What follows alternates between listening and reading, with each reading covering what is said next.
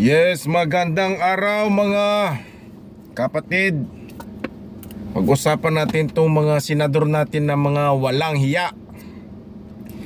Hindi pa ba yan mag-resign yung mga nasabit na, yung mga pangalan nila nasa listahan ng DOJ? Wala ba silang hiya? Nagpapanggapan na malinis for delicadeza sake. Nag-resign na eh. Dapat resign ka na.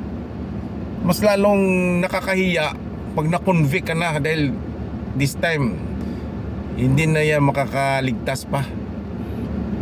Isisilda na talaga yan ni Ombudsman Boyeng Remulla. Wala ba yung mga hiya? Nagpakukunyari pa mga inosente.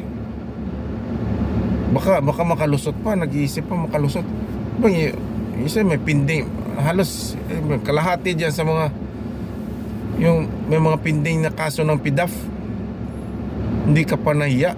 Nagkukunyari ka pa. Ano bang klaseng confidence yan? Parang hindi na confidence yan eh.